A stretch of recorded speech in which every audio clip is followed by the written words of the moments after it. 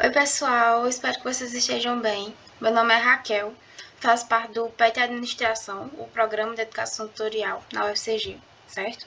E o PET, falando brevemente para vocês, desenvolve atividades de ensino, pesquisa e extensão, ou seja, atividades no quesito de ensino, para trazer temáticas relevantes dentro da universidade. O de pesquisa é pesquisas tanto dentro para a universidade, como também sobre o curso de administração, a administração em si, e também temos a extensão, certo? E é por meio dela que a gente está com o projeto Bem-Estar Financeiro, trazendo para vocês a finalização da resolução das questões da quinta edição da AUBEF, a Olimpíada Brasileira da Educação Financeira, ok? O nível 4, que é voltado para os oitavos e nonos anos do Fundamental 2, ainda na fase 1. Nós sabemos que vocês estão para se encaminhar para fazer a fase 2, certo? E aí, o intuito é justamente a gente apresentar o que foi visto na primeira fase, para que vocês vejam conceitos, vejam tipo algumas casquinhas de banana que pode ter levado vocês a errar alguma questão, e vocês possam se preparar ainda mais para essa segunda fase, certo? Assim como todas as outras provas, a prova do nível 4 ela tem 10 questões objetivas, com alternativas A, B, C, D e E, apenas uma correta, e mescla de questões teóricas e questões de cálculo, ok? Vamos dar início. A primeira questão diz assim: Simone e Ana Paula decidiram investir mensalmente suas economias no programa Tesouro Direto, pois ele oferece diferentes oportunidades de investimento para estratégias de curto, médio e longo prazo. Quanto ao programa Tesouro Direto, é correto afirmar que aqui ele vai querer saber as sentenças dessa questão 1, elas são bem interessantes porque elas trazem meia-verdades. Entende? Então é necessário que vocês saibam bem o conceito geral do que é o programa Tesouro Direto, um pouco do que ele faz, de como funciona, justamente porque ele não quer necessariamente a definição. Ele vai trazer alternativas que, além da definição dizendo o que é o programa Tesouro Direto, também diz algumas aplicabilidades, informações relevantes. Então é necessário que vocês saibam justamente o contexto geral dele, certo? Alternativa A. O Tesouro Direto é um programa de investimento que oferece títulos com diferentes prazos e rentabilidades ligadas exclusivamente à variação da inflação. Sabe qual é o erro dessa questão, dessa alternativa? É a palavra exclusivamente.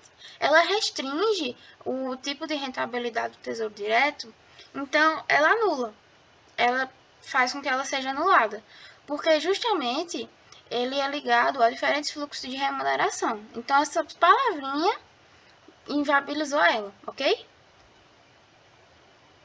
Letra B. O programa surgiu com o objetivo de democratizar o acesso aos títulos públicos, permitindo aplicações a partir de R$ 300. Gente, R$ 300 não vai dar para dar o acesso para todas as pessoas, não democratiza nada, ok? Justamente, seu objetivo é permitir que mais pessoas tenham acesso ao investimento, possam fazer aplicações. Esse é um valor muito alto, principalmente quando a gente considera a renda geral do Brasil. Nem todo mundo, as pessoas, basicamente, a maioria vivem com a questão do salário mínimo, entende? Existem famílias grandes demais, mas com pouca renda para serem sustentadas. Vocês acham mesmo que essas pessoas desembolsariam R$ 300 para fazer uma aplicação no programa? Não, né? Justamente uma coisa dessa questão, que a gente vai ver em outras, foi o acréscimo de um zero. Porque, na verdade, ele permite aplicações a partir de 30. Entende? Então, por exemplo, vocês poderiam saber que a partir de 30, mas quando se lessem rapidamente, vocês vão acabar marcando essa porque parece. É a questão de um zero, e quando a gente lê rápido, tá apressado, vocês foram fazer a prova assim, querendo já terminar, pode acontecer de esse erro ser cometido, ok? Mas é uma questão realmente de ler com atenção e prestar atenção nesses valores. Não vai ser a única questão que vai ter essa questão de um zero a mais, uma repetição, ou um detalhe mínimo que vai anular ela, ok? C. Como o próprio nome indica, Não é necessário se cadastrar em instituições financeiras para investir no programa Tesouro Direto.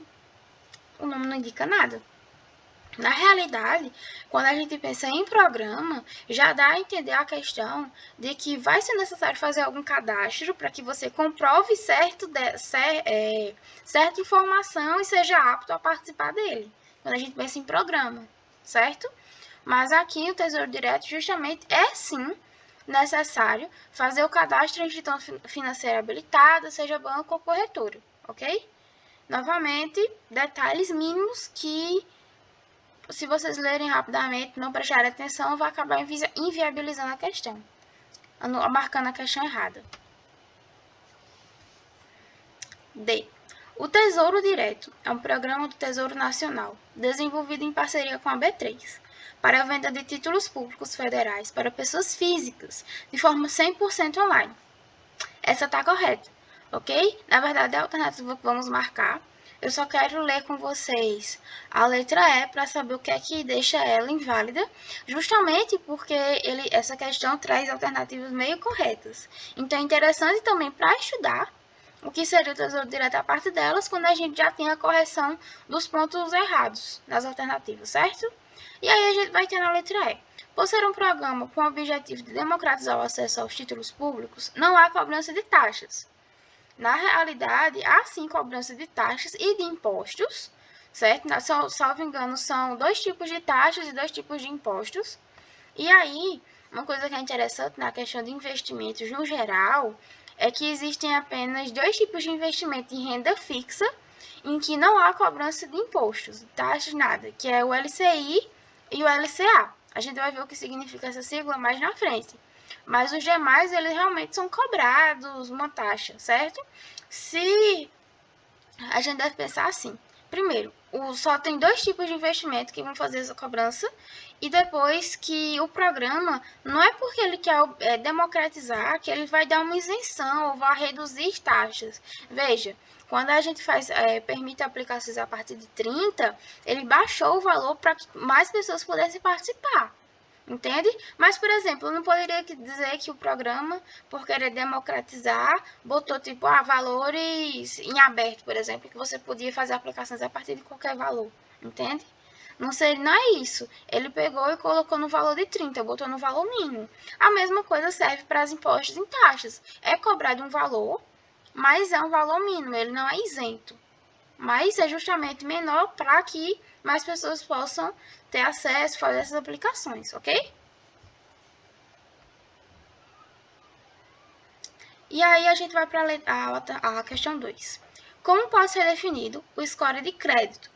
Essa questão, na verdade, essa e a questão 3, elas são bem objetivas, é realmente uma questão de definição. Ele vai trazer 5 alternativas, e cada um vai trazer definições diferentes e você vai marcar a correta. Não é como a questão 1 que trouxe sentenças meio corretas a respeito do conceito que estava sendo abordado, ok? Aí eu vou trazer aqui para vocês as alternativas logo, já que é uma questão de definição, então a gente vai só analisar as questões, marcar a correta e discutir um pouco sobre ela. A. Um número que representa o saldo atual em uma conta de investimento. Uma pontuação que avalia a capacidade de uma pessoa de economizar dinheiro. Uma medida que indica a capacidade de uma pessoa em pagar dívidas. Uma estimativa de quanto uma pessoa pode gastar com base em sua renda mensal. Mede a quantidade de dívidas em atraso que alguém possui. A gente vai ter como alternativa correta a letra C, uma medida que indica a capacidade de uma pessoa em pagar dívidas, certo? O que é o score de crédito? Não sei se vocês já notaram, até mesmo com vocês, se vocês já tiverem CPF, mas toda vez que a gente vai realizar uma compra, vai perguntar CPF na nota? Toda vez que a gente faz uma compra e vai colocando um CPF, o nosso score aumenta. O que seria o score? É justamente uma das coisas analisadas quando a gente vai solicitar um cartão de crédito. Porque eles vão analisar, quanto mais alto ele tiver, a mais vai dar a entender que você realmente consegue arcar com certas despesas. Entende? O cartão de crédito é basicamente um empréstimo. Você pega, é um valor que tem um limite que você vai utilizar, mas não é seu, porque você tem que devolver ao banco com certas taxas. Mas o banco, ele não pode, mesmo que ele cobre taxas, tenha a cobrança mensal, ele não pode só se basear no fato que vai receber. Ele também tem que analisar se você é um bom pagador. Porque não adianta ter todas as cobranças, todas as suas informações se você não vai pagar. Se até mesmo você não tem condições de fato de fazer o pagamento daquelas despesas, por exemplo. Por que eu daria um cartão de crédito para uma criança se ela não trabalha?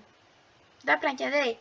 Então, é justamente o score, ele vai, na medida em que você vai realizando compras, ou que você vai pagando o seu cartão em dia, faz tudo bem certinho, ele vai aumentando e vai mostrando que você tem essa capacidade de arcar com as suas despesas, suas dívidas, e também é o que vai mostrar que dá para o seu cartão aumentar o limite dele, certo? O que, dependendo do tipo de consumidor, nem sempre é uma ideia muito interessante. Mas bem, essa aqui é a alternativa letra C, certo? Questão 3. O que é amortização? Essa aí eu acho que é a mais objetiva de toda a prova. Vocês têm que prestar atenção na questão do edital, as coisas que vão cair nas provas e nas fases, justamente para não apenas aprender conceitos gerais, como foi a causa da questão, mas também para saber objetivamente a definição dele, o que significa, a aplicabilidade, entre outros. E também saber aplicar um pouco deles na parte prática de cálculos, porque às vezes é interessante. Por exemplo, a amortização, quando a gente viu o conceito, é algo que poderia ser aplicado num cálculo, entende? Então, é necessário que vocês também saibam a fazer a aplicabilidade deles. Mas vamos lá. Aí, a obtenção do empréstimo para financiar a compra de um bem durável, a remuneração paga ao investidor em troca do empréstimo de seu dinheiro, o processo de pagar periodicamente as parcelas de um empréstimo, reduzindo gradualmente o saldo devedor, o cálculo do retorno sobre o investimento ao longo do tempo, a transferência de dinheiro entre contas bancárias para evitar taxa de juros. Esse T aqui, foi um erro, acho que foi o espaçamento do slide, o T é ligado à questão das taxas, certo? E aí, nós vamos ter como alternativa correta a letra C novamente. O processo de pagar periodicamente as parcelas de um empréstimo, reduzindo gradualmente o saldo devedor. Eu acho que vocês já chegaram a ver, mesmo que de forma mais simples, questão, por exemplo, como juros simples, juros compostos. É um conteúdo que talvez esteja sendo introduzido para vocês, ou vocês já viram e estão desenvolvendo mais. Basicamente, a partir dos juros, a gente geralmente trabalha sobre empréstimo de forma mais superficial no ensino médio. E a depender do seu curso, a gente trabalha mais aprofundado na universidade. O empréstimo é o que a gente pode tratar do empréstimo tanto assim, entre pessoas conhecidas, tipo, me empresta tanto. Assim, quando é um amigo, dependendo da sua idade, do valor, é mais comum a gente pedir a amigos e tal, e também depois devolver o mesmo valor a ele. Mas quando a gente fala em empréstimo, não significa que você sempre vai devolver o valor que você pediu. Geralmente você devolve mais porque tem uma certa taxa de juros ali, ok? E aí, por exemplo, entre familiares, quando são valores muito altos, já é comum a prática de você fazer uma certa cobrança de juros. A questão é que, diferentemente do banco, esses juros, essas taxas cobradas são mais baixas. Então, ainda é mais interessante pedir aos que você conhece e que a pessoa saiba quem você é, que você é um bom pagador, tudo isso, certo? E aí, quando a gente pensa no banco, que a gente vê realmente o que é a amortização. Porque no banco, quando você realiza um empréstimo, e eu queria só fazer um detalhe, que você sempre tem que ter muito cuidado quando forem realizar transações desse tipo no banco, porque sempre analisem questões como taxa de juros, se realmente aquele valor é viável vocês pedirem aquela quantia, se não dava para vocês passarem um tempo juntando e pedir uma quantia menor. Se preparar para pagar as parcelas de forma certinha, para não acumular mais dívidas. É uma coisa que vocês devem analisar com muito cuidado. Existem muitos tipos de empréstimo. O empréstimo que possui o nome de empréstimo, existe o financiamento, que é um tipo de empréstimo, o próprio cartão de crédito é uma forma de empréstimo, certo? E todas essas são transações bancárias. Você está fazendo lá atividades com o banco. Então, é necessário que vocês analisem, porque para cada tipo existe uma cobrança diferente, entende? Mas aí a amortização, quando a gente fala do empréstimo mesmo, por exemplo, é muito comum, não sei se vocês passaram por isso ou conhecem pessoas que passaram, e tá tendo agora o financiamento pela Caixa de alguns apartamentos, algumas casas, certo? Você faz lá o contato com a corretora, e a corretora entra em contato com o banco, vocês vão conversando, e aí a Caixa vai estar fazendo o financiamento. Quando ela faz o financiamento, vai estar lá que você todo mês vai estar fazendo o pagamento de uma certa quantia. Nos primeiros meses, essa quantia basicamente é composta de juros e um valor mínimo é voltado realmente ao valor que você pediu emprestado. E aí, com o passar do tempo, esses valores vão mudando, certo? E aí, eles vão te mostrar uma tabela gigantesca e vai estar lá, aqui, como é composto aquele valor que você vai estar pagando mensalmente, aqui valor, como ele aqui é composto, tipo, o valor da casa, taxas de juros, a questão da amortização, tudo isso aparece na tabelinha. E aí, justamente, a amortização, ela também aparece lá. É algo que, tipo, vocês realmente veem na vida real de vocês, na medida em que vocês forem ter uma vida financeira mais ativa. Então, é importante que desde agora vocês já estejam atentos, não apenas estudando para uma prova, mas que vocês estejam atentos ao que significa, aos conceitos, porque ele é completamente aplicável na vida real, em situações cotidianas. Na verdade, todo esse conteúdo aqui, o conteúdo das provas de educação financeira, tem aplicabilidade na vida real, entende? Então é sempre importante que vocês, com o passar do tempo, vão amadurecendo os conceitos, que a gente vê aqui, na fase, para o nível de vocês, o nível 4, foi uma pergunta mais objetiva, mas talvez no nível 5, que é voltado para o ensino médio, já fosse uma pergunta mais de que você tivesse que fazer um raciocínio lógico, que você tivesse que interpretar algo, fazer algum cálculo. Com o passar do tempo, os conceitos você vai estudando eles de forma mais subjetiva, entende?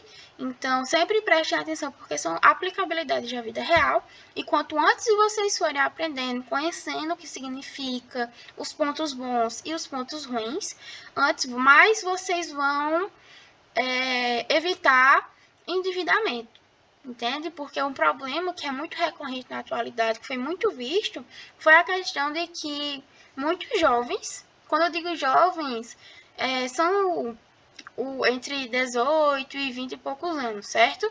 Existem muitos jovens que já estão morando sozinhos, já estão começando a ter sua independência financeira, mas também já estão começando endividados, porque não tem conhecimento e se deparam com uma série de oportunidades, de benefícios que eles não sabem avaliar corretamente, certo? Mas bem, a questão 3 tem como alternativa a letra C, e aí a gente vai dar continuidade, certo? Questão 4. Qual das seguintes alternativas compreende apenas produtos de investimento em renda fixa? Aqui ele vai trazendo as alternativas de investimentos de renda fixa e variável. Renda fixa é todo aquele em que eu sei quanto é que eu vou pegar. Ele tem uma taxa pré-estabelecida, e aí quando eu digo que quero aplicar um determinado valor, eles já fazem uma previsão com base na taxa e dizem que em tanto tempo eu vou resgatar um valor da X, certo? A renda variável, ela justamente é aquela inconstante. A gente não sabe quando vai receber. Um exemplo muito prático disso são as ações, que eu acho que seria mais comum no dia a dia de vocês escutar. Ou não no dia a dia, mas assim, seja mais comum de escutar sobre ações do que outros investimentos em renda variável, certo? Ela é justamente aquela que a gente coloca um valor, mas a gente não sabe o que vai acontecer.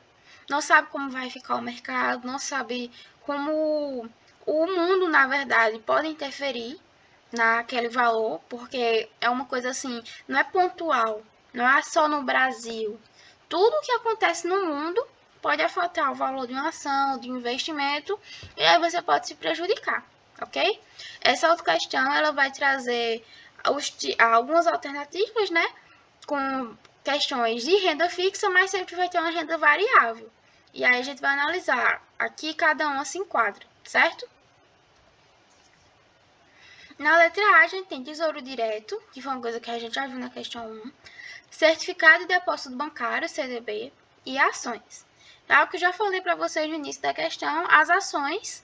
Toda vez que vocês virem a alternativa com ações e se referir a que tipo de renda é, marque as alternativas com renda fixa. Se tiver ações, você já anula a questão, certo? Agora, se for uma questão querendo saber sobre renda variável e tiver a palavra o nome ações, então você já bota um pontinho na questão para depois ir analisando ela e as demais que aparecerem esse termo, certo? Sempre isso, ações.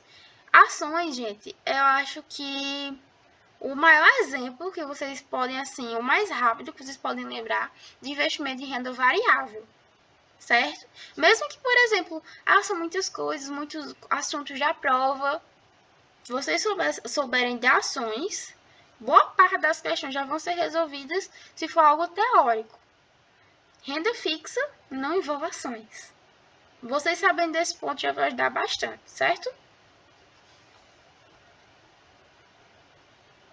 A gente tem, né, como eu disse, que os dois primeiros são de renda fixa, mas a questão anulada é justamente pelo último, que são as ações. A letra B. Certificado de recebimento do agronegócio, CRA, ações e poupança. A gente vai ter que, mais uma vez, apenas as ações que aparecem que inviabilizam a questão. C. Letra de crédito do agronegócio, LCA, fundos de investimento imobiliários, FII, e certificados de depósito bancário. O LCA foi o que eu tinha falado para vocês, que são investimentos de renda fixa e que são isentos de impostos, certo? E aquilo que inviabiliza a questão é a questão dos fundos de investimento imobiliário, que é um investimento de renda variável, certo? Aqui. Letra D. Letra de crédito imobiliário, letra de crédito do agronegócio e tesouro direto. Essa alternativa é a correta. Letras são investimentos de renda fixa. Assim como ações estão para investimentos de renda variável, poupança e letras estão para investimentos de renda fixa, ok? E detalhe, as letras são as únicas que são isentas de imposto, certo? Então, assim como apareceu aquela alternativa na questão 1, perguntou a questão de isenção de taxas no âmbito do investimento, letras, certo? Além das letras, não tem outra, ok? Essa é a nossa alternativa correta. Ela vai ser marcada a letra D, mas eu quero mostrar para vocês a letra E, justamente para a gente saber qual é o erro. E aí a gente tem ações, letra do crédito imobiliário, letra do crédito do agronegócio. Mais uma vez, a vilã são as ações, certo? Que são investimentos de renda variável. Letra correta, letra D, certo? A questão 5, nós não vamos resolver. Foi lançado um gabarito com a alternativa, mas posteriormente foi retificado e essa questão foi anulada. Eu vou tirar aqui só a título de explicar brevemente que ela tinha sido anulada e que a gente não vai tratar dela, certo? A gente vai dar seguimento para a questão 6. Os cartões de crédito fazem parte do dia a dia dos consumidores, oferecendo praticidade e segurança. Dentro dessa afirmativa, é mais vantajoso utilizar o cartão de crédito quando, antes de olhar as questões, as alternativas, ele vai dar uma série de sentenças e aí você vai analisar qual realmente é correta para marcar. Não é como a questão 1 que vai trazer sentenças meio corretas. Na realidade, o interessante dessa questão é que ele traz aplicabilidade do cartão de crédito, certo? Mas a gente tem que levar em consideração a palavra vantajoso. O que, no geral, o que é mais vantajoso de usar. Porque vamos tratar de certas questões que você pode considerar utilizar o cartão de crédito mesmo naquela situação. Mas, no geral, ela não é mais vantajosa para sua utilização. Gente, uma coisa que é muito importante. Vocês acreditam que ainda não podem ter acesso, mesmo que fosse um cartão de crédito adicional, ou tenham mais facilidades em contas digitais? Cartão de crédito. O cartão de crédito, ele não serve como renda extra, certo? O meu cartão de crédito tem um limite de 2.000. Você não tem 2.000 reais. Eu tinha falado que o cartão é basicamente um tipo de empréstimo no banco. Você tem que devolver esse valor e ainda tem que devolver com alguns juros, algumas taxas, certo? vocês têm que analisar com muita sabedoria o que vocês vão comprar no cartão de crédito. Se é uma compra que vale a pena ser feita nele, se é mais interessante que você passe um tempo guardando dinheiro, ou se mesmo com valor alto você tem que fazer essa compra agora. Eu vou dar um exemplo prático para vocês, mas no momento que a gente segue com as alternativas, certo? Eu trabalho com bolos, eu vendo bolos, certo? E aí, na minha fonte de renda. Mas meu fogão quebrou. E o valor para consertar ele não é muito bom porque vale mais a pena que eu compre um novo, certo? Mas o fogão é caro. Então, valeria a pena eu utilizar ele para comprar um fogão novo, o cartão de crédito para comprar um fogão novo? Sim, certo? Você analisa, tem que prestar atenção no seu banco, isso é o que você tem que fazer antes, prestar atenção no banco, dos tipos de taxa que ele cobra, como funciona o pagamento, analisar todas as questões que vão ser benéficas para você na hora de debitar o cartão de crédito.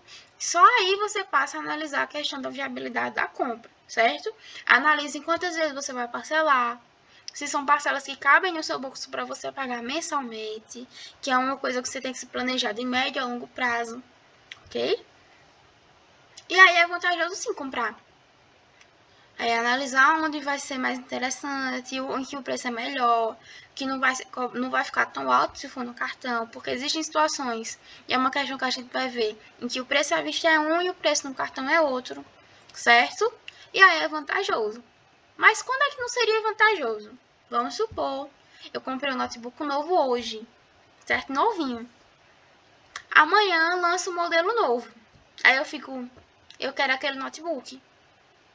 É uma compra vantajosa? Não. Você tem o dinheiro para comprar? Não, você acabou de comprar outro. Você já está se preocupando em pagar esse. Por que você compraria outro? Trocaria por um modelo ainda mais caro, certo? Porque a gente sabe, quando um produto lança, geralmente ele vem com um preço mais alto, certo? Ok? Não é uma compra vantajosa. Primeiro porque não é o que eu vou, meu Deus, eu preciso disso para trabalhar, não, porque você já tem um novo, certo? Não é vantajoso porque você pode acabar parcelando e muitas vezes ter uma dívida desnecessária, entende? Então são coisas que você deve analisar na hora de fazer uma compra. Ela é realmente útil? O cartão de crédito geralmente a gente usa para fazer compras de médio a longo prazo. Ou que tem que ser compras que a gente tem que fazer imediatamente e que eu possa ir pagando com o passar do tempo, porque eu tenho uma certa estabilidade financeira, entende? Não adianta você dizer, eu vou comprar uma casa, fazer um empréstimo, mesmo que eu não vou usar o cartão de crédito, mas eu vou fazer um empréstimo, vou passar 30 anos pagando, e você é um estagiário.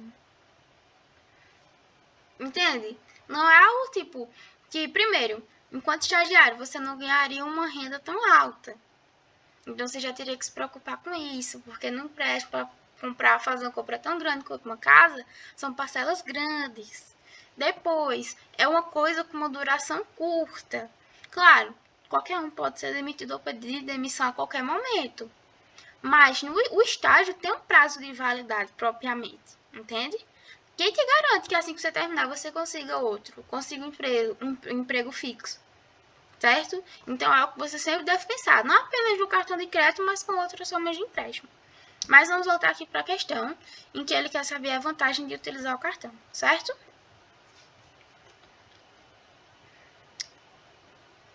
Letra A. O valor parcelado é maior do que o valor à vista. O valor a ser pago no cartão de crédito é igual ao valor à vista. A compra no valor à vista de R$ 1.200 puder ser paga em 12 parcelas de 150. A taxa de juros incluída na operação for maior que a taxa de juros cobrada no empréstimo consignado, existe juros de 10% para pagamento.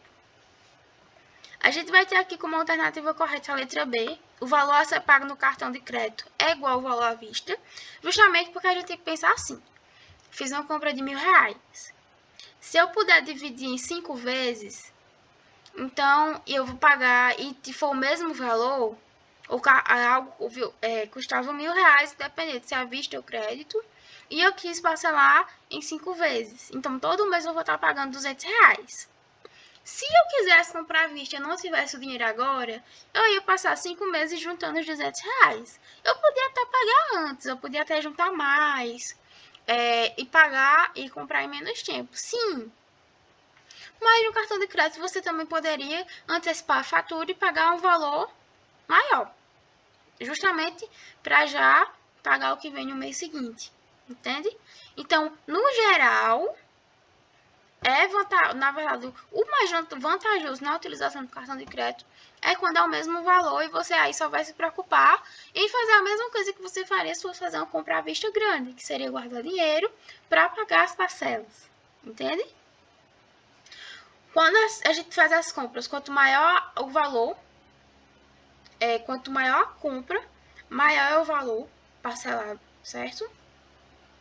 Quando você tem a letra C, 1.200 para ser pago em 12 vezes de 150, é a aplicabilidade da letra A. O valor parcelado é maior do que o valor à vista, certo? Se fosse para ser o mesmo valor, teria que pagar em parcelas de 120. Na verdade, 100, desculpa. 12 vezes 100 dá 1.020, certo? 1.200. A taxa incluída na operação for maior que a taxa de juros no empréstimo consignado. Lembra que eu falei sobre você analisar o tipo de transação que você vai estar realizando no banco, o tipo de plano, o que é que você vai estar fazendo no banco, justamente para analisar o que é melhor para você? Aqui um exemplo. Se eu tenho uma taxa de juros no cartão de crédito maior do que eu tenho no empréstimo, vai ser mais viável para mim fazer um empréstimo, certo? E existe juros de 10% para pagamento. Isso acontece muito. Eu não sei se vocês já viram os pais de vocês quando vão fazer compras perguntando: quanto é isso aqui? Aí a pessoa diz X. Isso for no cartão. Às vezes muda o valor para Y. Pode ser tanto um valor maior, como também pode ser um pouco mais simbólico. Esse aumento que é só tipo o pagamento da taxa na maquineta, que acontece muito de vez em quando. Que acontece muito com maquinetas específicas, certo? E aí nós vamos para a questão 7. Um textão, né? Quanto maior o texto, mais atenção já deve ter. E é interessante que vocês já vão marcando informações cruciais que vão ser utilizadas no futuro, certo? Como é que eu vou saber que tipo de informações eu vou usar no futuro? Onde tiver valor. Onde tiver uma explicação a cada tantas coisas se gasta tanto. O fulaninho pensou em fazer isso. Quanto seria para realizar tal ação? São informações básicas que a gente tem que saber onde estão para ir resolvendo as questões, ok? Vamos lá. Imagine que você decide montar uma pequena barraca de vendas de frutas na frente da sua casa. Lá você vende laranjas e bananas. As laranjas foram compradas ao custo de R$10 a cada 10 unidades. E as bananas foram compradas ao custo de R$5 a cada 12 unidades. Duas informações. O preço da laranja por unidade e o preço da banana por unidade. Você percebeu que para ter algum lucro, você precisa vender as frutas acima do preço que você comprou. Imagine que você estipulou que o preço de venda da laranja seja de R$12 a cada 10 unidades, outra informação, e as bananas R$6 a cada 12 unidades, outra informação. Considere que você vendeu todo o seu estoque, ou seja, as 100 laranjas e as 60 bananas. Mais informação a ser destacada aí, gente. Com base nisso, marque a alternativa correta. Antes de a gente ler as alternativas, eu só vou trazer um ponto aqui para vocês. Para aqueles que, isso é o que qualquer um pode fazer, querem começar a vender alguma coisa, seja, sei lá, um brigadeiro, um dindinha, trufa, alguma coisa de decoração, sempre lembrem disso. Quando for vender alguma coisa, sempre venda por um valor um pouco maior, porque você tem que arcar com o custo de produção e tem que arcar com o lucro. Se eu gastei R$10 para fazer um brigadeiro, isso é um exemplo bem impensado, mas se eu gastei R$10 para fazer um brigadeiro, eu não posso cobrar R$10 por ele. Eu tenho que cobrar um valor maior. Por quê? Eu vou estar comprando, vendendo e não vou ter nada para mim. Ah, eu estou vendendo brigadeiro, paguei R$10 para fazer e estou vendendo a 10, certo? Que lucro você vai ter? O que é que vai ficar de extra para você? Entende? Então, para aqueles que querem, precisam vender alguma coisa, sempre pensem no valor que vocês vão estipular para a venda, ok? E aí, vamos lá. Alternativa A. O custo total da laranja foi de R$1.000. O custo total é tudo aquilo que eu gastei para comprar as 100 unidades, certo? Primeiro a gente tem aquela informação lá em cima. A cada 10 reais, eu gasto 10 reais para 10 unidades. Ou seja, cada laranja foi R$1, certo? Se eu tenho que eu gastei R$1 para cada unidade e eu comprei 100 laranjas, significa, por razão de 3, que é o que vocês, eu acho que devem estar abusados de tanto usar, a gente tem que foram gastos R$100. É o custo total. Lembra da questão do Tesouro Direto, que dizia que a aplicabilidade era 300, mas na verdade era 30? É a mesma coisa aqui. A próxima questão vai ser o mesmo. Já vou dar um spoiler. Vai ser a questão do acréscimo desse zero. Não é 1000, é 100. Ok? E aí a letra B. A receita total da laranja foi de 1.200. Só uma dica para vocês, né? Se o tempo estiver correndo, vocês tiverem outras questões e elas forem grandes. Gente, se eu não gastei R$1.000 para comprar essas laranjas, não tem muita lógica eu praticamente tenho uma receita de 1.200. Entende? Se o problema da primeira questão foi um zero a mais, é tendencioso que a segunda questão esteja esse zero a mais também. Quando a gente percebe o tipo de cálculo que vai fazer, a semelhança, analisa os valores, de cara vocês já vão ver que tá errado, mas vamos lá. Receita é quando, só explicando, né? Receita é por quanto eu tive de volta. Eu vendi, por quanto eu vendi e quando eu fui acumulando na venda total, certo? E aí ela vai ser composta do custo que eu levei para produzir e comprar aquele bem, mais o meu lucro, certo? É algo que tá junto, eles andam juntos. A gente vai ter aí a informação já que já tá mais lá embaixo, certo? Por R$12 eu vendi 10 unidades. Se eu vendi, mais uma vez, se eu vendi 100 laranjas, qual foi minha receita? Razão de 3, 120, ok? Não foi 1.200, foi 120. Letra C. Vocês vão notar, é o mesmo processo, pessoal. Da letra A, C e A vão usar os mesmos cálculos, B e D vão usar os mesmos cálculos, porque agora vamos tratar da banana. E aí, mas é necessário fazer esses cálculos? Sim, porque a gente não sabe, aqui fica um pouco mais difícil, porque como se trata dos 100 laranjas, são valores fechados, fica mais fácil da gente tratar com fazer cálculos mais rápidos.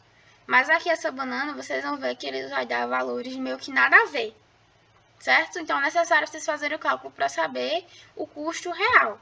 Não é que, tipo, eu vendi por 48 e na questão está dizendo 480. Não vai acontecer essa mesma situação. Mas é realmente o valor que vai estar completamente equivocado, certo? E aí eu vou ter R$5 a cada 12 unidades. Significa que cada banana foram 42 centavos, certo?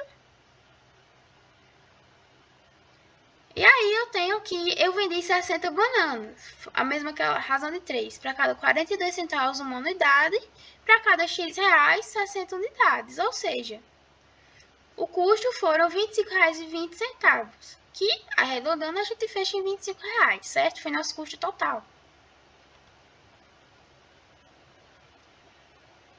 Letra D. A receita total da banana foi de R$25. A gente vai ter que para a cada R$6 foram vendidas 12 unidades. Se no total eu vendi 60, significa que eu tive como receita R$30. Diferença de 5 aí. Pessoal, se eu tenho 5 alternativas e por obrigação eu tenho que marcar uma, se eu anulei as 4 primeiras, então a gente só sobra por eliminação a letra E. Mas aí eu queria, e é realmente a correta, mas eu quero mostrar para vocês do que se constitui esses 25. O que faz parte da venda da banana, o que faz parte da venda da laranja, certo? Primeiro, lembra que eu disse que receita era a junção da custo menos a despesa? Pronto, o lucro é a subtração, receita menos despesa. O que sobra, aquilo ali que realmente vai ser meu para utilizar no futuro, certo? Que já arca com, que significa que eu já arquei com a despesa, o custo de pagar por um bem que eu vendi, e aqui só sobrou para eu ir juntando, para poder comprar mais no futuro e também para ter uma renda extra, o lucro, se dá por essa equação. E o bom é que, apesar de ser a alternativa correta, os cálculos necessários para fazer quanto 25 é composto pelo quê, eu já fiz os cálculos nas alternativas anteriores, certo? O lucro da laranja. A receita foi 120, o custo foi 100 reais, tive como lucro 20, certo? Se a receita der maior que o custo, você vai ter lucro, mesmo que seja mínimo. Mas se o custo, o lucro é sempre assim, receita menos custo. Então, para que você tenha um bom resultado, tua receita tem que ser maior que a despesa. Caso não aconteça isso, caso a receita seja menor que a despesa, e você já vem na questão da equação, que o menor valor, quando está no início, vai acarretar num resultado negativo, significa que vocês vão ter prejuízo, ok? Mas vamos lá. 20 reais de lucro da laranja, por consequência, os 5 reais são lucro da banana. 30 reais de receita menos 25 de custo, ok? Alternativa correta, letra E. Pronto. Questão 8. A família Aurora está planejando seu feriadão. Como o dinheiro está pouco, decidiram ir de carro. Após uma análise, descobriu que o carro da família faz 15 km por litro de gasolina. Marcar, certo, gente? E 10 km com o álcool. Sabendo que ele irá viajar cerca de 240 km, quantos litros de gasolina ele irá consumir? E se fosse no álcool? Quantos reais serão gastos nas duas possibilidades, sabendo que o valor do álcool está a R$ 3,99 e da gasolina a R$ 5,89? Vocês viram que primeiro ele deu muitas informações e depois ele fez muitas perguntas, certo? E cada alternativa vai dar opções de resultado para cada pergunta que ele fez. Então, a gente primeiramente vai fazer os cálculos e depois vai mostrar as alternativas, que fica muito mais simples. Primeiro, quantos litros de gasolina ele irá consumir? A gente tem que para 15 quilômetros é gasto 1 litro e são 240 quilômetros percorridos, certo? A mesma razão de 3 que a gente usou na questão anterior, a gente vai botar aqui. Gasolina, para cada 15 quilômetros, 1 litro. E para cada 240 quilômetros, e para os 240 quilômetros, X litros. Razão de 3 aí, a gente vai ter como resultado 16 litros utilizados na gasolina, certo? Consumidos na gasolina. E se fosse no álcool? Aí, no texto, a gente vai pegar as informações. 10 km com álcool e que ele vai viajar 240 km. O 240, ele meio que vai ser comum toda vez que a gente precisar dele, tanto para a gasolina como para o álcool, certo? Porque vai ser percorrido a distância, não vai mudar. O que vai mudar é quanto que vai ser consumido de combustível e quanto que vai ser gasto. Mas a distância não muda. E é a mesma razão de 3. 10 km, 1 litro, 240 km, X litros. Vamos finalizar com 24 litros de consumidos no álcool. Notem, o meu cálculo foi o mesmo, certo? A gente utilizou a mesma base e a mesma estrutura, só mudou os valores entre gasolina e álcool. E aí, quantos reais serão gastos nas duas possibilidades? A gente vai ter que, para o álcool, foi gasto R$ 3,99 para cada litro. Se, considerando o cálculo que a gente fez anteriormente, eu gastei 24 litros, significa que no total, utilizando o álcool, eu vou gastar R$ 95,76, certo? Para a gasolina, eu vou ter que ela custa R$ 5,89 o litro. Foram gastos, para cada 1 litro vai ser 5,89 e foram gastos 16 litros. Seriam gastos 16 litros no total. Resultando em R$ 94,24, certo? E aí é interessante vocês notarem. De cara, se vocês assim, o álcool tá mais barato. Se fosse uma questão de interpretação, até mesmo se os pais de vocês chegarem a fazer esse cálculo, a fazer pesquisas para uma viagem de carro, é algo assim, questão de interpretação. Ó, mesmo que o cálculo realmente seja a base para a sua tomada de decisão, no texto você já pode concluir que tipo, primeiro, eu vou para 1 quilômetro, não, para cada 1 litro, eu vou percorrer muito mais do que com gasolina. Então ela já se mostra mais vantajosa. Mas aí você vai pro preço. Mas o álcool tá mais barato. Tá mais barato porque você vai ter que botar mais combustível, certo? E aí vamos para aplicabilidade. Quando eu vou fazer os cálculos, eu vejo que primeiro eu vou gastar menos litros na gasolina e vou economizar, mesmo que seja R$ 1 e pouco, alguns centavos, eu vou economizar mais na gasolina, certo? Por isso é importante a gente ter em mente fazer essas pesquisas, porque isso aqui não se aplica apenas à questão de uma viagem hipotética, é algo na nossa vida real que a gente pode fazer, certo?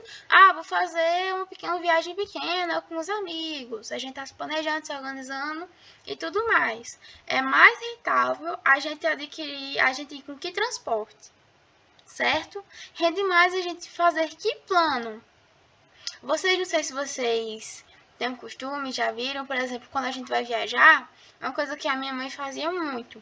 A gente antes viajava muito na verdade não viajava, a gente fazia reserva em alguns hotéis quando a gente viajava, por meio daquelas agências de viagem, que saía mais barato, às vezes. E aí a gente pegava e ela fazia uma pesquisa de preço para o mesmo lugar, para o mesmo hotel, ou para hotéis semelhantes, quanto mais ou menos seria para a gente se hospedar lá, com base neles, certo? Então a gente pesquisava e só depois é que a gente optava para qual local a gente ia. E é algo que a gente faz no dia a dia normal. Não apenas num ponto específico, como uma viagem, mas também, por exemplo, na hora de fazer a decisão de uma compra, aqui, na sua residência mesmo, fazer uma compra para casa, para você. A pesquisa de preço é fundamental. Calcular quanto vai ser gasto, certo? Mas voltando para a questão. A gente tem aqui para 240 quilômetros, a gasolina consome 16 litros por R$ 94,24. O álcool consome 24 litros para R$ 95,76. A gente analisando as questões, a gente já anula as questões C, as alternativas C, D e E, justamente porque na A e B a gente tem os 16 litros de gasolina. E aí, quando a gente pensa no álcool, só a questão A, a alternativa A que vai estar correta, que tem os 24 litros. E olhando o restante das alternativas, nós vamos ter que ela segue correta, ok? E aí, por exemplo, no momento de pressa, aqui eu trouxe o passo a passo justamente para vocês entenderem caso tenha errado, onde foi que erraram o cálculo, como fazer, entende? Mas, por exemplo, li a questão, certo? Vi que tem muitos cálculos para fazer, que ele faz muitas perguntas. Vou analisar as alternativas. Se eu vejo que, tipo, logo de cara, a primeira resposta, ela já te dá muitos valores diferentes, então a gente vai, por exemplo, resolvendo por partes os cálculos. Porque, tipo, eu não precisaria calcular o valor que seria consumido nessa questão, tá, gente? Eu não precisaria calcular o valor que seria consumido nos dois casos, porque eu eliminaria as outras alternativas e eu marcaria A, justamente porque foi a única que me apresentou 16 litros de gasolina e 24 de álcool, certo? Então, eu não precisei fazer os 4 cálculos. É questão de praticidade e você analisar as questões. E também, realmente, eu também quis fazer tudo para vocês se atentarem para que tipo de informação a gente teria que retirar do que texto para cada pergunta feita, certo? Mas aí, nós vamos ter como alternativa a letra A, justamente por ser a única que se enquadra na resposta correta. O bom do cálculo, das questões com cálculo, é porque nunca vai ter, tipo, uma casca de banana. Nunca vai ter, será que essa questão tá certa mesmo? Ou seria aquela ali? ou qual está menos errada, qual está mais certa. O cálculo é algo muito simples.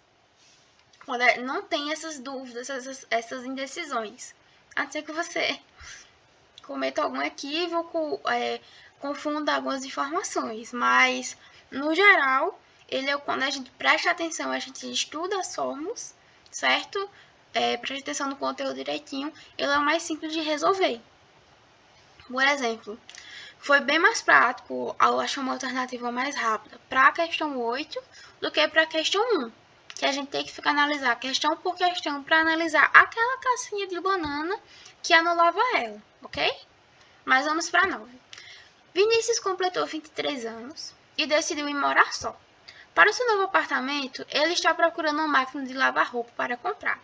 Ao sair para pesquisar preços, Vinícius encontrou em lojas diferentes 3 opções de máquinas da mesma qualidade. Primeira opção, valor à vista, R$ 2.359,80 ou 6 parcelas de R$ 430 no cartão. Valor à vista, na opção 2, R$ 2.730 ou 7 parcelas de R$ 440 no cartão. E a opção 3, valor à vista, R$ 2.563,98 ou 5 vezes de R$ 536 no cartão, certo? Aí a gente vai ter aqui as alternativas.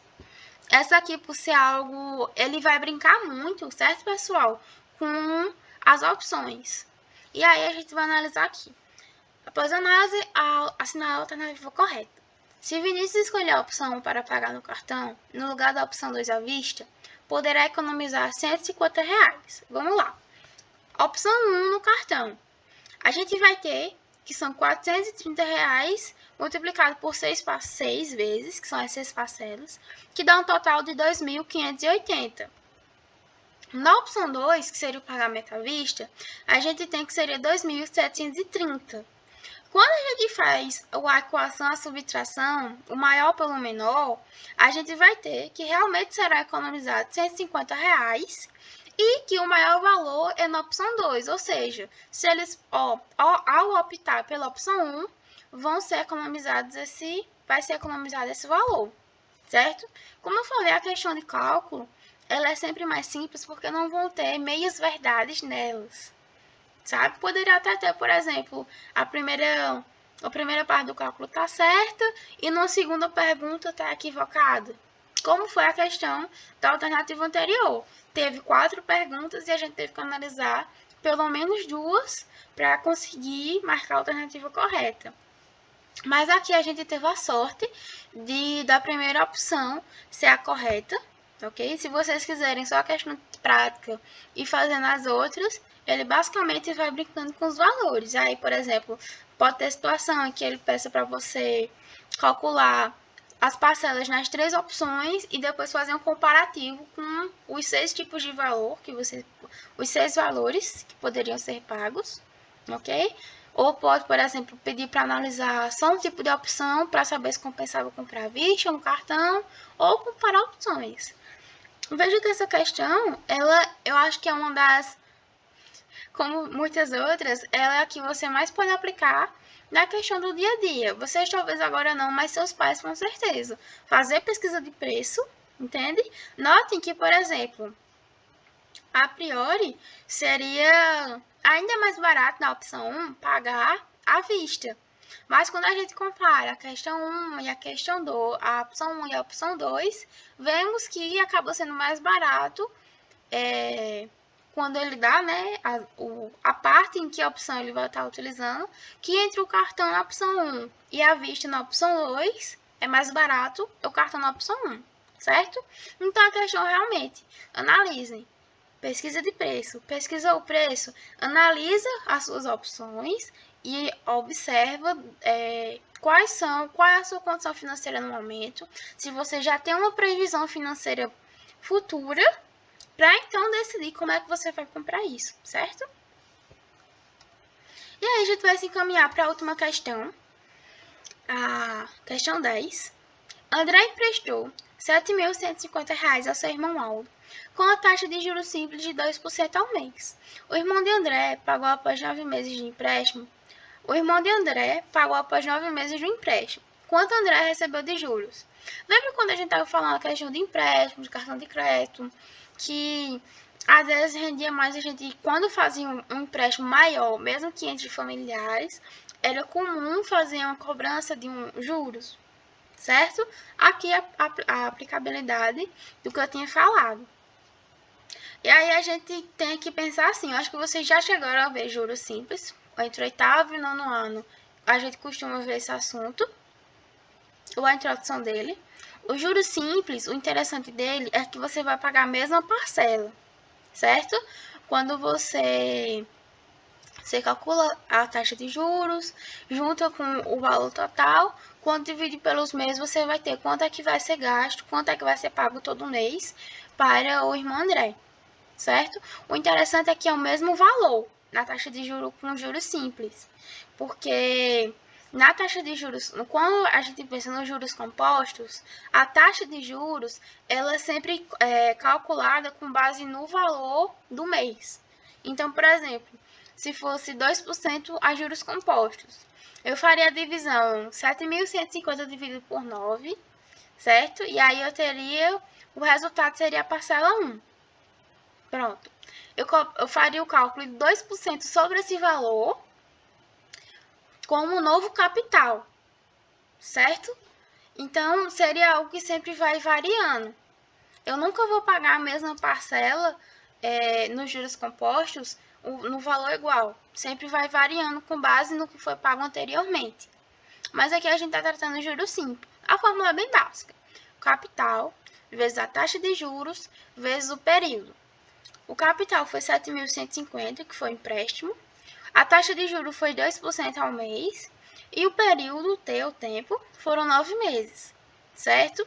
E aí a gente vai ter como resultado o valor de R$ 1.287. Eu só queria trazer duas observações para vocês. E é o que vocês vão aplicar, independente do tipo de juros. Sempre que aparecer cálculo que mescle taxa e mescle período, vocês têm que estar atentos que eles têm que estar no mesmo tempo, certo? Ó, 2% ao mês, 9 meses. Se fosse, por exemplo, 10% ao ano durante 9 meses, vocês teriam que converter um deles. Ou pegar o 10% ao ano e converter em mês, ou pegar os 9 meses e converter em anos, ok? Sempre tem que estar atento a isso. Outra coisa, gente, 2% não significa que no seu cálculo você vai estar multiplicando esse valor por 2. Certo? Tem que pegar o número dele em o número não em porcentagem, os 2%. Aí bota 2 por 100, aí você vai ter 0,02, certo? É um erro que chega a ser comum, a gente pegar e acabar na pressa, quando a gente não presta muita atenção. Primeiro, não prestar atenção no período que é analisado entre taxa e tempo de pagamento, e depois acabar deixando passar do sentido o valor real daquela taxa ali, sem ser em porcentagem, ok? Mas aí a gente já tem o valor de quanto o André recebeu de juros, foi 1.287, e nas nossas alternativas, a gente vai ter os valores e vai marcar o correto, que é a letra E, certo? Pessoal, a gente chegou ao fim da resolução das questões, certo? Qualquer dúvida que vocês tiverem, vocês podem falar tanto com a gente pelo Instagram, como também pelo e-mail. E aí vocês têm que indicar a edição da prova, o nível, e depois vocês indicam a questão, justamente para não ter nenhuma confusão, porque cada prova tem os níveis, tem os mesmos níveis, e aí vai alternando só as questões que vão ser colocadas, mas tem a edição da prova, dentro de cada prova, cada Olimpíada vão ter os níveis, então a gente passa a pensar nas questões, certo? E aí vocês podem estar entrando em contato com a gente, seja pelo feed, seja pelo e-mail normal. E caso vocês queiram conhecer, né, um pouco do nosso trabalho, mais ações que nós vamos estar fazendo de bem-estar financeiro e dos outros projetos que nós temos de ensino, pesquisa e extensão, temos tanto o Instagram como também temos o site. Então, não se preocupem, porque o endereço do e-mail também é o endereço do site, certo? E aí é isso, eu espero que vocês tenham gostado, que eu tenha sido claro bastante. E boa sorte na prova e que vocês consigam avançar nas próximas fases, certo?